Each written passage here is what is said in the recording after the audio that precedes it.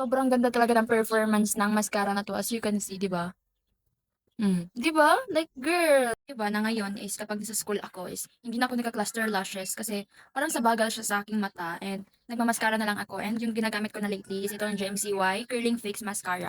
Since pinadala nila sa akin 'to, ito na lang yung ginagamit ko. Kasi sobrang sa bagal kapag nagka-cluster pa ako, sobrang time consuming gano'n. Ngayon, ita-try natin, ipapakita ko sa inyo kung bakit siya naging favorite ko. And first of all, magka-curl tayo using this Ever Belena na curler. Wait lang, so kukunin ko lang yung mirror ko and magka-curl lang ako. Sobrang ganda din pala ng curler na 'to kasi hindi siya nakakaipit and sobrang dali lang niya gamitin, 'di ba? Tingnan niyo. This is the before and this is the after. Kita niyo naman sobrang ganda ng curler na 'to. Ganito siya kapag na-curler na siya and kaya lalagyan na natin 'tong mascara natin. Ganyan lang. Kahit damihan ko yan siya, hindi din siya magpapanda eyes, girl. Sobrang ganda. Wait lang, oh. Tapos kapag ganyan yung itsura niya, girl, hanggang mamaya, ganyan pa din yan siya. Yes, nagstay-stay talaga siya. Wait lang, lagyan ko lang. I-coat ko lahat.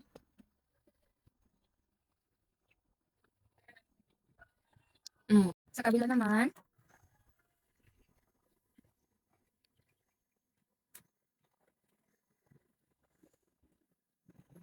sobrang dali lang talaga niya i-apply. Eto siya guys, o 'di ba? Sobrang ganda lang, hindi siya napapanda eyes as you can see. Kaya ite-test natin siya. Wala akong cotton buds para paglagyan nito para ganyan. Kaya ito na lang yung pangtakip ng ganito, yung pang-cover nito para hindi siya bumuka ka ng medyo medyo kaya ilagay natin siya. Wow. So grabe. Oh, 'di ba? Pumikit ako kaya kaya siya natanggal. Okay, ulit natin. Uy, bago pumikit. 'Di ba? Tapos sobrang mura lang nito as in nung nabili ko siya. Yes, pinadalhan nila ako pero nung naubos na, bumili ako mga 100 plus or minsan nga hindi siya umaabot ng 100. Gano'n siya kamura girl like as in. Kaya kung gusto niyo din ng ganitong performance na mascara, girl bumili kayo ng GMCY mascara.